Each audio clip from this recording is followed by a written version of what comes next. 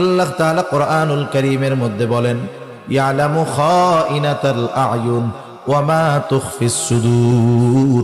আল্লাহ তাআলা জানায় দেন, এই অঙ্গ প্রত্যঙ্গের দ্বারা গুনাহ করলে অঙ্গ প্রত্যঙ্গের খেয়ানত হয়। কেউ যখন হাত দিয়ে গুনাহ করে হাতের খেয়ানত হয়, পা দিয়ে গুনাহ করলে পায়ের খেয়ানত হয়, চোখ দিয়ে গুনাহ করলে চোখের খেয়ানত হয়, জবান দিয়ে গুনাহ করলে জবানের খেয়ানত হয়।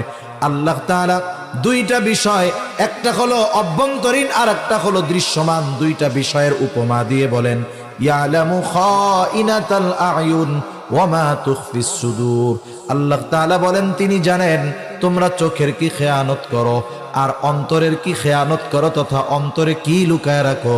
দুনিয়ার কেউ না দেখলেও না জানলেও যিনি তোমার চোখের আর অন্তরের খেয়ানতের খবর রাখেন তিনি কে?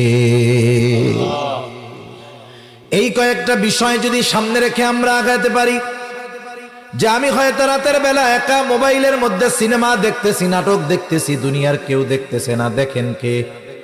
এই যে দেখার দ্বারা কিসের খেয়ানত হইল জোরে কন?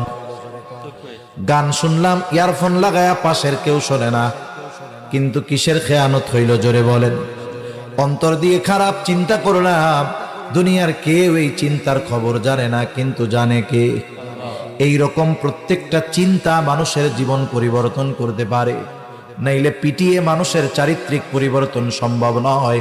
বরং সে যদি চিন্তা করে আমার সব কিছুর নিয়ন্ত্রক একজন আছে, দুনিয়ার কেউ না দেখলেও দেখার মতো একজন আছে, এই ভয় এই চিন্তা যার মধ্যে যত গভীর হবে, তার আখলাক চরিত্র